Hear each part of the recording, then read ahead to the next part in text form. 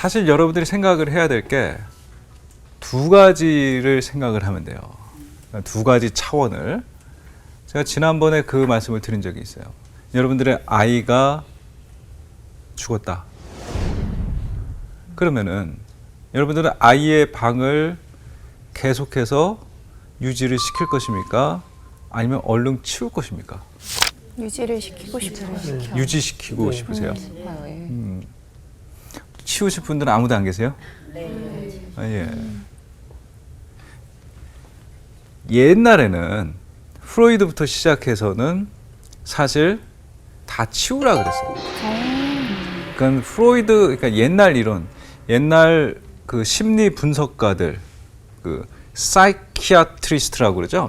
그 이제 심리 분석가들은 정신 분석 학자들은 그 초기 학자들은 그거를 다 치우라 그랬어요.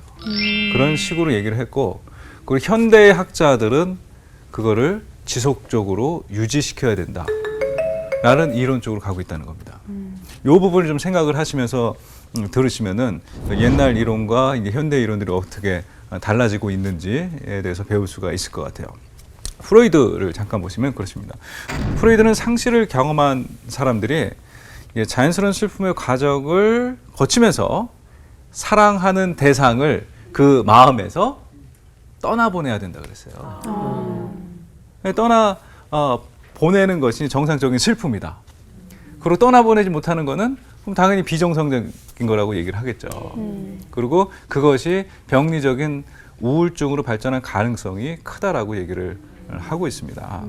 그래서 결국에는 죽은 사람 그 대상에 매달리지 않고서, 매달린다라고 하는 거는 그 하나의 그 어태치먼트거든요. 그 어태치돼 있는 거를 디태치, 떨어뜨려 놔야지 이제 정상적인 이제 슬픔 반응으로 올 수 있다라고 얘기를 하고 있는 겁니다. 그래서 제가 이거를 한번 표로도 한번 이렇게 한번 만들어 봤어요. 그러니까 뭐냐면은 우리가 상실의 경험을 하잖아요. 이 상실의 경험을 처음 하게 되면은 이것이 하나는 우울증의 반응으로 가고 하나는 정상적인 슬픔의 반응으로 간다라고 하는 겁니다. 근데 프로이드는 그 우울증으로 가게 되는 거를 정상적인 슬픔의 반응으로 옮겨오게 하기 위해서는 여기 리비도라고 하는 거를 철회를 시켜야 된다라고 하는 겁니다. 리비도라고 하는 거는 원래는 이제 성적 충동, 욕구 이런 거를 이제 사실은 리비도인데 이거를 이제 비유적으로 표현을 한 거죠. 이제 애도 쪽으로 봤을 때는. 그럼 이거 뭐냐면 그 대상과 가졌던 기억들, 그 대상에 대한 회상들 있죠. 그 주요 이제 감정들 이런 것들을 하나의 어떤 욕구라고 보는 거죠. 그 이런 비정상적인 거기 때문에 이 비정상적인 그런 욕구들을 떨쳐 버려야지 그래야지 이제 우울증에서 벗어나서 정상적인 슬픔의 반응으로 올 수 있다. 이렇게 얘기를 한 겁니다. 어렵네요. 아, 어려웠나요? 아니. 말씀하시는 거는 쉬웠는데 예.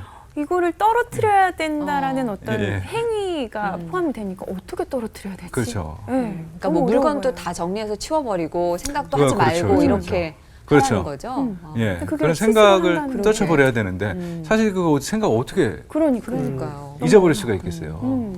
그러니까 잊어버리기 위한 행동들을 하라는 거죠. 아까 그래서 처음에 말씀드린 게 그 기억에서 지우기 위한 거 그런 이제 행동들로 이어지는 거지. 이제 그 프로이드의 얘기고요. 예전에 그래서 초반에 뭐 하나에 집중해라 뭐 이런 게 있었던 것 같아요. 집중하면 그거 생각을 안 하게 되고 잊게 되는 그러니까 회피하는 네. 반응으로. 예, 그렇죠. 그런 반응들이 있다 그랬죠. 예, 그런 반응 중에서 이제 뭐에 이제 몰두하고 네. 집중하면서 잊어버리려고 하는 건데, 그건 이제 회피하는 반응일 수 있죠. 예. 하여튼 여러 가지 이제 반응들을 하게 되는데, 이제 그런 거는 이제 자연스럽게 자신의 몸이나 마음이나 생각들이 그렇게 피하기 위해서, 감정을 회피하기 위해서 그런 현상이 일어날 수도 있는 거죠.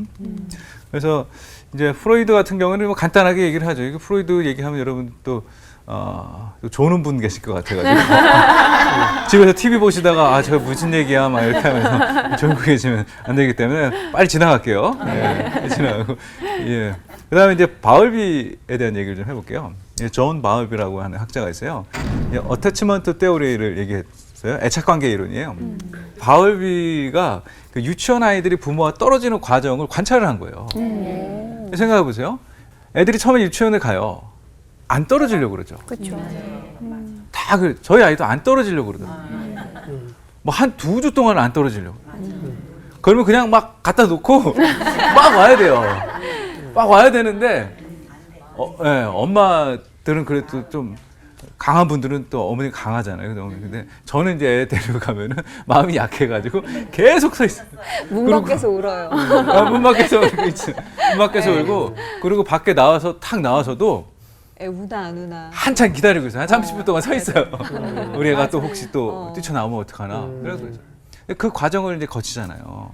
부모들도 이제 그 과정을 거치는데 애들도 이제 보니까 이 바울비가 이제 관찰을 해보니까 애가 이제 유치원 들어갔어요. 그러면은 엄마가 가니까 막 울겠죠. 막 울다가 저쪽에 혼자 구석에서 혼자 있어요. 애가. 그러면서 구석에서 애들하고 안 놀고 계속 이제 나 화났다 이거죠. 그러고 나서 엄마 어디 갔냐? 엄마한테도 화나고 막 찾고 있죠. 엄마하고. 근데 엄마가 안 돌아와. 그러니까 엄마가 이제 더 이상 돌아오지 않는다라고 하는 사실을 아니까 아이가 이제 그때부터 다른 친구들한테 슬슬 다가가기 시작을 해요. 가서 애들하고 얘기를 해요. 같이 놀자 그래요. 그렇게 하면서 애들하고 적응하고 선생님이 뭐라고 얘기하면은 선생님 말씀을 엄마 말씀처럼 따르고. 맞아. 잘했어요. 누구한테 잘 보여야 된다는 거를 이제 알잖아요. 그러면서 이제 아이들이 이제 적응을 하더라는 겁니다. 물론 이제 하루 그러고 또 하루 그러고 그러면서 완전히 적응을 하겠지만 그때는 그런 적응의 과정들을 아이들이 보이더라라고 하는 겁니다. 자, 그래서 이것을 본 바울비가 이제 애도 상담의 이론에도 이걸 이게 국면 이론이라고 애도의 국면이라고 얘기할 수 있는데 이 국면에 대한 이론을 제시를 하고 있습니다. 그러니까 애착 관계가 친밀하고 두터운 사람이 세상을 떠나게 되잖아요. 떠나게 되면은 비슷한 과정을 거치게 된다라고 하는 것이 이제 바울비의 애도의 국면 이론이에요. 그러니까 이거를 제가 이제 표로 한번 이렇게 그려 보면은 이제 처음에는 이제 누군가가 떠났다. 그럼 무감각한 거예요. 진짜 아이가 저 구석에서 그냥 아무것도 안 하고 혼자 이렇게 심통맞게 있는 것처럼 무감각한 거예요. 뭐 어떻게 해야 될지를 모르는 무감각한 단계에 있다가 그 다음에 이제 그리워하고 탐색한다 그러죠. 이제 그리움과 탐색으로 인해서 계속해서 이렇게 갈망하는 거죠. 그렇게 갈망하고 갈구하고 그리워하고 탐색하고 하는 과정을 겪게 되고 그러고 나서 이제 혼란함을 경험하게 되죠. 내가 아이들하고 이제 놀까? 아니, 선생님 말씀 이제 들을까? 하는 것처럼 이제 누군가가 떠났을 때 내가 이제는 어떻게 해야 되지? 이렇게 해야 되나? 저렇게 해야 되나? 하면서 이제 혼란한 시기를 지나고 나서 그러고 나서는 이제 재구성한다는 거예요. 재구성. 그러니까 관계의 재구성일 수도 있고 삶의 재구성. 그렇게 해서 아이들이 이제 선생님하고 애들하고 이제 어울려서 지나게 되는 것처럼 이제 세상에 누군가가 떠났다 하더라도 그런 이제 혼란한 시기까지 지나고 나면은 자기 삶을 새로운 환경에 적응하여 재구성하는 그런 과정이 있더라라고 하는 겁니다. 이제 프로이드하고 이제 바울비의 이론을 보게 되면은 사실 이게 똑같은 거예요. 빨리 관계를 끊으라는 거예요. 죽은 사람하고는 빨리 관계를 끊어버리라는 거예요. 그리고 새로운 관계랑 빨리 구성을 하라는 거죠. 제가 이거를 약간 좀 신앙적으로 적용을 해보면 그렇습니다. 하나님과의 관계라는 게 있어요. 저기 보스턴에 그 교수로 있는 그 켈리라고 하는 학자가 있어요. 켈리라고 하는 학자가 쓴 책이 있는데 그 책을 이제 보니까 그거를 이 어태치먼트 테오리를 하나님과 연관을 시켜서 이제 얘기를 하고 있는데 왜냐하면은 새로운 관계를 하나님과 맺으라는 겁니다. 그러니까 이거 관계를 빨리 떨쳐버리고 새 사람을 만나라, 뭐 새로운 관계를 형성해라 이게 아니고 그 관계를 하나님께 매달리는 하나님과의 관계를 통해서 이제 사별 애도의 슬픔을 겪어나가는 과정으로 이제 생각을 그렇게 얘기를 하는데 뭐 그런 면에서 본다면은 우리가 그게 맞을 수도 있죠. 그렇지만 우리가 지금 잃어버린 대상, 우리 사랑하던 사람과의 관계를 쉽게 끊을 수는 사실 없는 거죠. 그런 차원에서 이제 현대 이론들이 조금씩 이제 발전이 되기 시작을 합니다. 그 중에 이제 한 이론이 의미 만들기라는 거예요. 저는 이제 의미 만들기라고 하는 이론을 굉장히 선호하는 편입니다. 왜냐하면은 그 의미 만들기 이론이라고 하는 것은 사실은 구성주의에 의해서 시작이 돼요. 구성주의. 헷갈리죠? 구성주의. 저도 좀 헷갈릴 때가 있어요. 구성주의, 구조주의. 영어로도 달라요. 구성주의, 구조.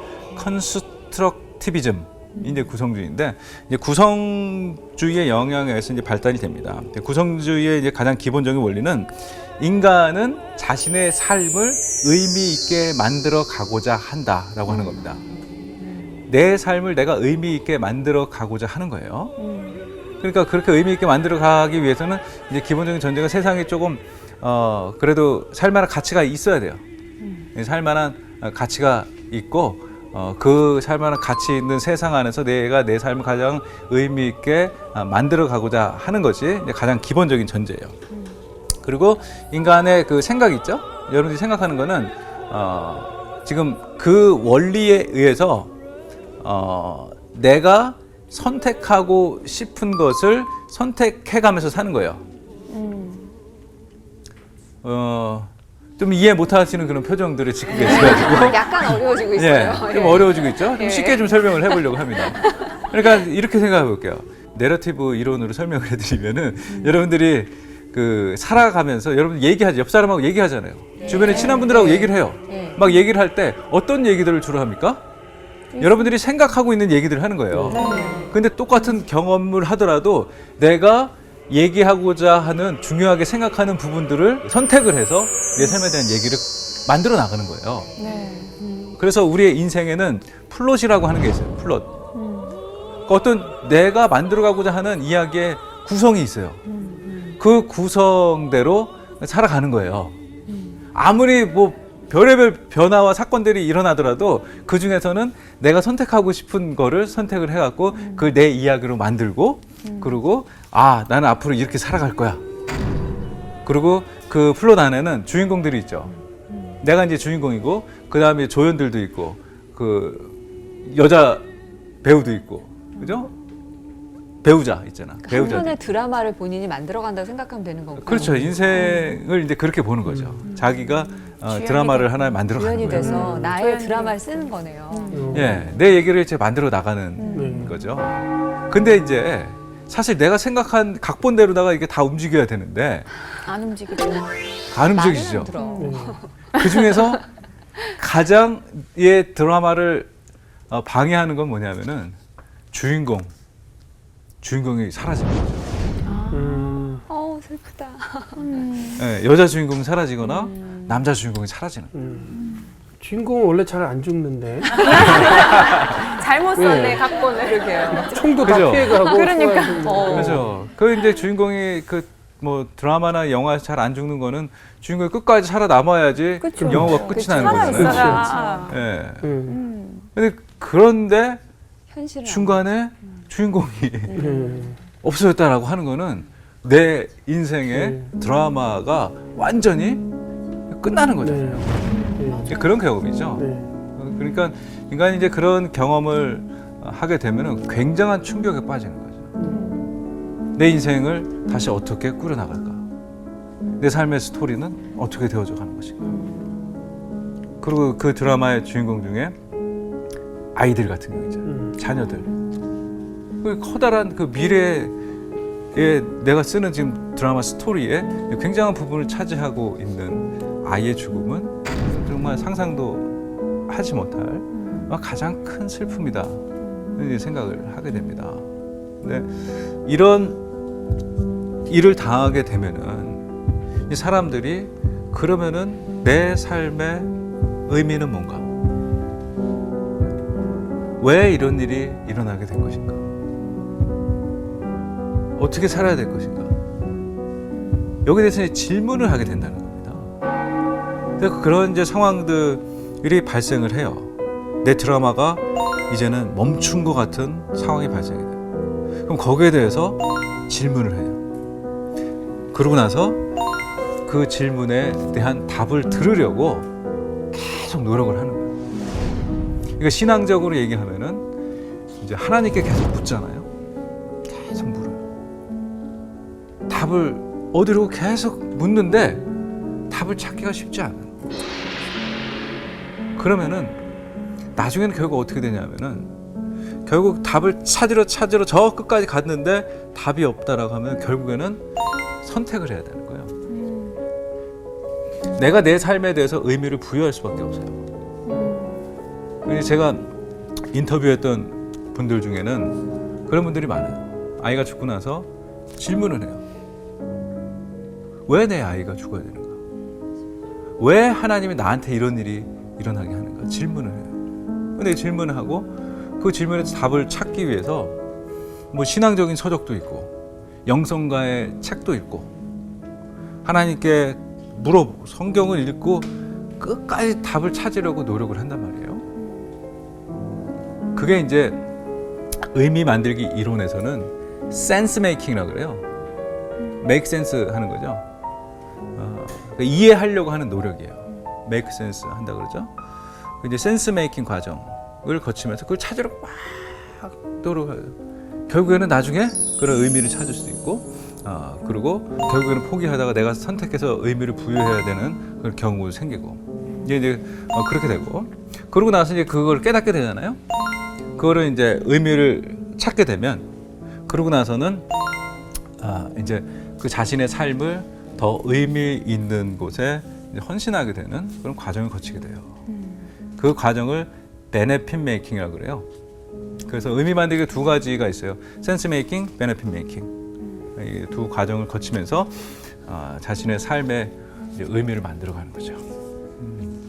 왜 사는가에 대한 질문에 답을 찾아야 정말 살 힘이 생길 것 같아요. 그렇죠. 그게 이제 자기의 상황하고 이제 모든 사람들이 이제 다 다른 것 같아요. 그러니까 그런 이제 어떤 상황에 놓여 있는지 그거에 따라서 자기가 찾는 의미가 이제 달라지는 거죠. 맞아요. 삶의 의미를 찾는다라고 하는 게 사실은 그냥 이런 상실의 경우가 아니더라도 사실 중요하잖아요. 맞아요. 근데 이런 상실을 경험한 분들 같은 경우에는 더더욱 그 삶의 의미를 찾지 않으면은 이제 힘든 거죠. 의미를 근데 어느 정도 이게 만든 분들은 회복이 좀 된 상태인 거죠.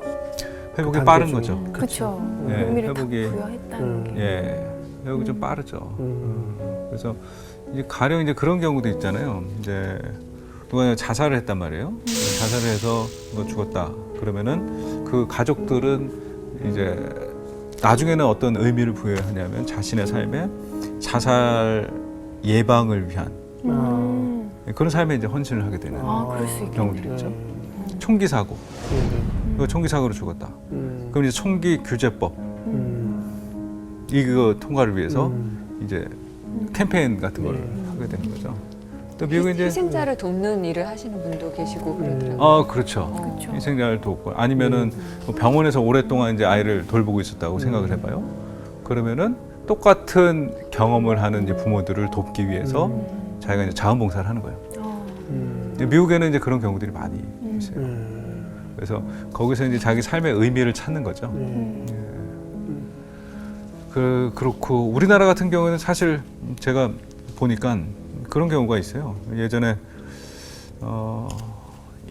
그 우리 사고 중에 뭐 시랜드 화재 사고 있잖아요. 제가 논문을 쓸 때 그거를 좀 봤었어요. 우리나라는 어떤 사고들, 아이를 잃은 사고들이 어떤 것들이 있었나 미국에 있으면서 그걸 쭉 보는데 그 사고가 기사가 뜨더라고요. 그래서 보니까 이제 그 부모님 중에 한 분이 그 한국 어린이 그 안전재단이라고 하는 걸 만드셨더라고요. 그래서 저도 굉장히 그 의미 있다고 생각을 하는데 그분이 이제 잘 다니시던 직장을 이제 그만두고 그 일에 이제 헌신을 하죠. 왜 그래요? 어린 아이들이 정말 안전하게 살 수 있는 공간을 만들기 위한 그 노력이죠. 그분은 아마 그렇게 자신의 삶에 그렇게 의미를 부여하고서 그런 삶을 아마 지금까지도 아마 계속 그렇게 하고 계시리라 생각을 해봅니다. 이런 것이 이제 의미 만들기에 이제 하나의 과정이다, 이해다라고 할 수가 있습니다. 그리고 다음은 이제 지속적 결속 이론이라고 하는 게 있어요. 이제 이건 이제 제가 한국말을 붙여본 건데 continuing bond theory거든요.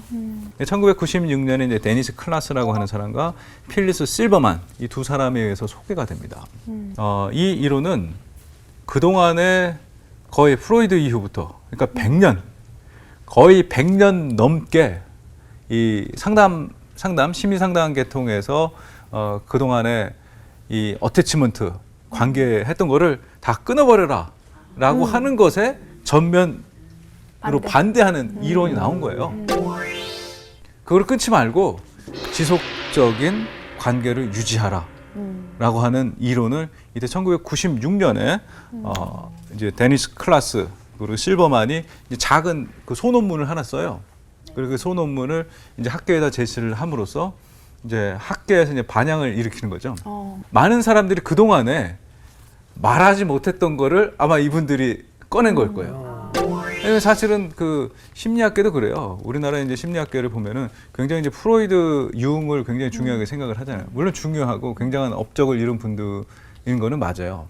근데 그 동안에 이제 프로이드와 융 이후로부터 시작해갖고 지금 심리 상담학계에 제시된 이론이 얼마나 많은데 아직도 우리 사회에서는 이제 프로이드, 융 하면 굉장히 이제 권위 있는, 물론 권위는 있어요. 그렇죠. 굉장히 이게 신봉하는 이제 그런 분위기가 있는데 사실 미국에서는 꼭 그렇지는 않아요.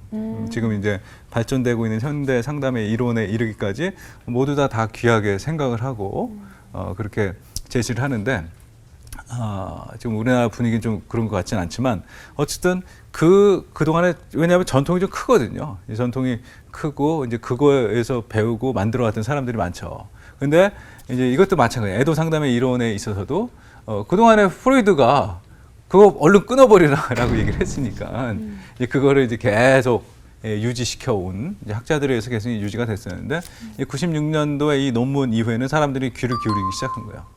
그러면서 이제 끊는 것이 더 좋은 것이 아니라 그리고 지속적인 이제 관계를 유지하는 것이 더 나을 수 있다라고 하는 것을 점점 더 많은 학자들이 그거를 지지하게 된 겁니다. 그래서 처음에 여러분들 질문했던 것은 여러분들 당연히 그걸 유지해야 된다고 얘기하셨잖아요. 그죠?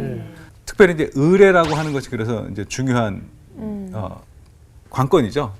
어떻게 의뢰를 통해서 이거를 지속할 것인가, 어떤 의뢰들을 통해서 그게 이제 좀 중요한 것 같아요. 어쨌든 마음속으로만 이렇게 가지고 있다고 해서 지속되는 건 아니잖아요. 맞아요. 그러니까 우리가 어떤 행동들을 통해서 이거를 우리가 지속하고 있다라고 하는 걸 보여줘야지. 내 마음속에 아버지가 살아계시다라고 하더라도 정말 1년에 한 번도 아버지 묘소 한 번 안 가는데 그렇게 하는 거는 조금 괴리감이 있죠.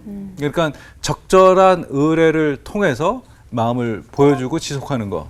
그것이 이제 중요하다라고 볼 수가 있습니다. 그래서 이 데니스 클라스가 이제 쓴 책이 있어요. The Spiritual Lives of Bereaved Parents. 그러니까 아이를 잃은 부모님들의 영적인 삶이라고 하는 책이 있어요. 고인과 지속적인 관계를 유지하기 위한 두 가지 이제 방법에 대해서 얘기를 합니다. 내적인 방법과 외적인 방법이 있다라고 얘기를 합니다. 외적인 방법은 의뢰의 중요성을 강조하면서 이제 장례가 있죠. 장례도 굉장히 중요한 겁니다. 왜냐하면 죽음에 대해서 공식적으로 선포하는 거고, 그렇죠. 그리고 이제 다른 사람들이 와서 위로할 수 있는 자리가 되고, 그리고 이제 추모. 우리나라 같은 경우에는 추모 예식이 제사랑 좀 연결이 돼가지고 조금 혼재된 이제 그런 느낌이 있는데, 미국 같은 경우에 이제 메모리얼 서비스 하죠. 장례가 이제 끝나고 나면 한 달 안에 메모리얼 서비스를 해요. 별도의 이제 걸 하는 거예요. 우리나라 같으면은 뭐 좀 약간 불교적으로 습합된 뭐 49제 이런 거 있잖아요. 이런 거 비슷한 거죠. 그러니까 그렇게 지나고 나서 바로 이제 가족들의 슬픔이 다 사라지는 게 아니기 때문에 가족들을 다시 한번 위로의 자리로 불러들이는 게 메모리얼 서비스죠. 그때는 이제 고인에 대해서 자연스럽게 얘기해요. 고인에 대해서 웃으면서 얘기하기도 해요. 이제 그런 자리가 미국에는 메모리얼 서비스라고 하는 게 있고, 그리고 미국 같은 경우에는 그 명절 때마다 가족들이 모이잖아요. 명절 때마다 가족들이 다 모여요. 가장 중요한 큰 명절이 뭐죠, 미국에? 땡스기빙. 크리스마스. 크리스마스. 예. 그리고 마더스데이, 어머니 날. 가족들 무조건 모이죠. 파더스데이는 뭐 잘 안 모여요. 마더스데이는 막 다 모여요. 그러니까 이제 그런 이제 가족들이 모이는 날 있잖아요. 그때 이제 돌아가신 분을 추모를 하죠. 보통 이제 미국 같은 경우에는 집 하우스에 사는 분들이 많고 그 집을 많이 떠나질 않아요. 오랫동안 이제 같이 살고 그러니까 명절 때 모이면은 자기 자리들이 다 있잖아요. 엄마 아빠 자리, 애들 자리도 다 있어요. 그러면은 누군가 이제 먼저 돌아가셨다? 그럼 거기다 이제 초를 밝힌다든가. 그래서 이제 추모하는 그리고 그 자리에 앉아서 늘 같이 식사하던 이제 그분을 기리는 그런 뭐 기도를 한다든가 그런 게 있죠. 이런 식으로다가 이제 묘지 방문, 또 중요한 곳 찾아가 보기, 봉사활동 등등의 이제 외적인 방법을 통해서 이 지속적인 관계를 유지한다고 볼 수가 있고요. 그다음에 이제 내적인 방법은 고인과의 내적인 연결점을 가는 겁니다. 자녀를 잃은 부모님들 같은 경우에는 이제 자녀에 대해서 생각을 하기에 내 아이가 천사로서 나와 이제 함께 있다라고 이제 그렇게 내면화 시키는 거죠. 그리고 내 아이가 이 천국에 있다. 천국에서 나를 보고 있다. 그래서 내가 잘 살아야 되고 아이에게 부끄럽지 않은 삶을 살아야 되고 반드시 나도 천국에 가서 아이를 만나야겠다라고 하는 생각을 하게 되는 거죠. 이것이 이제 내적인 방법으로 지속적인 연결을 하는 경우고요. 이제 생각을 해보시면 이 초기 이론들은 이 두 가지 전제가 있어요. 하나는 이 사별자, 이제 애도하는 사람이죠. 이 사별 애도의 과정을 거치면서 상실 이전의 상태로 회복돼야 된다. 자, 근데 상실 이전의 상태로 회복될 수가 있을까요? 자, 초기 이론에서는 상실 이전의 단계로 회복이 된다고 얘기를 했어요. 근데 가능합니까? 이게 머스트라는 거잖아요. 해야 돼. 이렇게 예, 하는데 예. 이게 되겠나라는 생각이 들어요. 예. 너무 힘들 것 같아요. 그렇죠. 사별 그 단계로 그 이전으로 돌아가야 가야 된다. 된다. 이렇게 혹은 갈 수 있다. 갈 수 있습니까? 못 갈 것 같아요. 힘들 것 같아요. 힘들죠. 네. 근데 초기 이론의 전제는 그거예요. 이 사별 애도를 겪고 난 다음에 애도의 과정을 다 겪고 나면 이 어태치먼트도 다 떼버리고 그리고 이제 새로운 관계를 맺고 해서 그 상실 이전의 단계로 다시 돌아갈 수 있다라고 처음에는 그런 초기 학자들은 그런 얘기를 했어요. 근데 지금은 그렇게 얘기하지 않아요. 초기로 당연히 그 이전 단계로 돌아갈 수 없다는 겁니다. 어떻게 그게 똑같을 수가 없잖아요. 맞아요. 상실한 대상이 없는 상황이고 그 전에 마음 상태하고 어떻게 똑같아질 수가 있어요. 그래서 이제 그 첫 번째 이제 그 초기 모델은 이런 전제가 있었고요. 그다음에 두 번째는 사별자는 죽은 사람과의 애착 관계를 끊는 것이 필요하다. 애착 관계를 끊는 게 필요하다. 이렇게 두 가지가 전제돼서 아마 초기 이론들은 전개가 됐던 것 같아요. 근데 이제 오늘날 지금 얘기하는 이론, 미국의 학계에서도 지금 다 지지하는 이론은 아까 얘기했던 지속적인 결속 이론이 이제 굉장히 지지를 받고 있고 그리고 지난번에도 한번 말씀드렸던 것처럼 윌리엄 월든이라고 하는 학자도 자기가 내는 그 다음 버전에서는 자기 이론을 수정할 정도로 그 정도로 지금 이 이론이 더 지지를 받고 있다고 하는 겁니다. 근데 이제 한 현대 연구 결과 사별 애도를 통해서 상실 이전의 상태로 복귀하는 것이 아니고 변화와 성장을 오히려 가져오더라 라고 하는 이론을 제시를 합니다. 그것이 바로 호간과 슈미트의 연구예요. 이 호간하고 슈미트라고 하는 학자가 이제 연구를 해봤는데 청소년들을 대상으로 연구를 했어요. 청소년들을 대상으로 연구를 해보니까 청소년들 중에 이제 사별 경험이 있는 아이들을 이렇게 모아서 그 아이들에 대해서 설문조사를 한 거죠. 설문조사를 하고 나서 아이들의 그 통계 결과를 딱 해서 보니까 아이들이 그 이전 상태로 돌아갔느냐? 아니더라는 거예요. 당연히 아니고. 그렇죠. 훨씬 그러고 나서 더 아이들이 더 성장했다는 거예요. 그래서 이 이론에 의하면 아이들은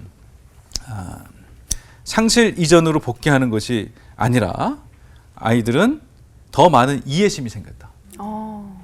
더 많은 인내심이 생겼고 더 많은 동정심이 또 생겼더라라고 하는 겁니다. 그래서 이제 가령 이제 부모님이 돌아가시는 상황들을 이제 돌보면서 아이들이 이제 성장을 하는 거죠. 삶에 대해서 아이들이 더 생각을 하게 되고 그리고 돌봄을 하다 보니까 그리고 다른 사람이 돌보는 게 뭔지를 알잖아요. 그러면 그 아이들이 가서 학교에 가서 아이들 다른 이제 친구들 어려운 상황에 있는 사람들을 볼 때 어떻게 했어요? 돌봄의 마음이 생기게 되잖아요. 그리고 이제 부모님을 돌보면서 어렵지만 힘들지만 돌보는 그 아이들이 인내심이 더 생기더라는 거죠. 그래서 이 호간과 슈미트는 이제 개인 성장 이론이라고 하는 거 한국말로 번역을 하면 그렇고요. 퍼스널 그로스 테오리라고 하는 이론을 이제 제시를 하게 되는 거죠. 그러면서 저도 이 이론이 상당 부분 맞다고 생각을 하고 그리고 이 이론이 사실은 이제 현대 이론 아까 의미 만들기 이론 같은 거랑 연결이 되는 거예요. 그러면서 더 이제 성장을 하게 되니까 내 삶에 내 스스로 의미를 부여할 수가 있는 거죠. 다른 사람이 의미를 부여하면 안 되고요. 개인이 내가 시간이 어느 정도 지나고 애도의 과정을 지나면서 혹은 애도의 과정이 다 지나고 난 이후에 내 삶에 의미를 부여하는 것이 굉장히 중요하다는 것이고 그 내 삶의 의미 부여는 곧 개인의 성장을 의미하기도 해요. 갑자기 생각나는 게 죽음에 대해서 제가 하나 질문을 해볼게요. 누가 저한테 이제 죽음은 뭐라고 생각하느냐 이렇게 묻더라고요. 그래서 제가 그렇게 얘기했어요. 죽음은 축복이다. 축복이라고 생각하세요? 왜 축복이라고 생각하십니까, 지니 씨는? 저는 개인적인 느낌에 크리스찬으로서 제일 축복은 천국에 가는 것이다라는 생각을 한 적이 있었어요. 그래서 말씀하신 게 이해가 돼서. 네. 자, 죽음은 축복이라고 얘기하는 게 이제 세 가지 이유가 있습니다. 이게 예전에 헨리 나우엔이 했던 얘기를 제가 맞아요. 조금 짬뽕을 시켜가지고 제가 세 가지를 제시를 해드립니다. 죽음이 축복인 이유는 첫 번째는 우리가 죽음이 있다라고 하는 게 인간이 제한된 삶을 산다는 거잖아요. 그러니까 우리가 제한된 삶을 살아야 되기 때문에 그 제한된 삶을 내가 어떻게 살아가야 될 것인가에 대해서 삶의 의미를 찾을 수 있다는 거예요. 근데 두 번째는 죽음이야말로 인간을 가장 평등한 상태로 만든다는 겁니다. 여러분 살면서 우리 불공평하잖아요. 여러 가지 불공평해요. 이 세상이 공평한 세상이 아니에요. 태어나는 거는 공평합니까? 태어나는 건 우리가 그냥 아무것도 가지지 않고 태어난다라고 하는 그 신체적인 의미에서는 아무것도 안 가지고 태어나죠? 네. 그렇지만 우리가 금수저 어디에 태어나느냐. 실버 스푼 얘기 아시잖아요. 영어의 속담이 실버 스푼이잖아요. 그러니까 우리가 뭔가 다 어떤 배경을 안고 태어나는 거예요. 그 태어난 건 사실 공평한 거 아니에요. 죽음은 공평하더라. 죽음만 공평. 모든 인간을 그냥 아주 다 완전한 공평한 상태로 만드는 것이 죽음이다. 단 한 번 이루어지는 공평한 상태. 그리고 이제 세 번째는 죽음은 죽어가는 사람과 남겨진 사람 사이에 줄 수 있는 마지막 선물이다. 그런 선물 한번 받아보셨어요? 선물이라고 생각을 못했어요. 선물이에요. 네. 저는 아버지의 죽음을 통해서 그 선물을 받은 것 같아요. 네, 아버지가 이제 한 3년 정도 이제 루게릭으로 이제 병을 이제 앓으셨는데, 근데 이제 잘 생각해 보세요. 저는 그게 뭐 아무것도 아닐 수도 있겠지만, 저는 별로 한 게 없어요, 사실. 어머니가 많이 고생을 하셨지만, 근데 그런 과정을 거치면서 이제 삶에 대해 생각을 하고 병 간호하는 동안에 또 생각하고 느끼는 것들도 있고, 그리고 그것을 통해서 저는 제 삶의 의미를 부여를 하게 되죠. 제 삶의 의미를 부여해서 그게 이제 뭐 특별히 뭐 아버지와 제가 이제 대화를 나누면서 주고받은 선물은 아니지만 그 아버지 죽음이 저에게 안겨준, 그리고 제가 그것을 끝까지 집에서 이제 저희 가족들이 간호하고 하면서 받았던 어떤 그런 걸 선물이라고 생각을 해요. 저는 그래서 뭐 소극적인 안락사 이런 것도 저는 굉장히 반대를 해요. 왜냐하면은 우리가 인간의 죽음을 그냥 난 이 정도 살면 됐다라고 하면서 이제 스스로 목숨을 끊는 거, 이것도 좋지 않죠. 왜냐하면 서로 간에, 가족 간에 마지막에 줄 선물이 뭔가 있을 텐데 끝까지 최선을 다해서 내가 간호하고 돌보고 함으로써 그게 어려운 거라 할지라도 그 어려움들을 이겨나가면서 내가 얻을 수 있는, 또 누군가 줄 수 있는, 사랑하는 사람이 줄 수 있는 마지막 선물이 있다는 거죠. 그런 의미에서 저는 죽음은 축복이다 이렇게 얘기를 하고, 그것이 제가 오늘 어떻게 생각하면 얘기한 그 이론들과 맞는 것 같아요. 그 의미 만들기 이론이라든가 또 개인 성장 이론. 이제 그 죽음을 통해서 그 과정을 겪고 난 이후에 사람들이 더 성장하더라라고 하는 이론과 일정 부분 좀 비슷하다는 생각이 들어서 또 말씀을 드렸습니다. 네.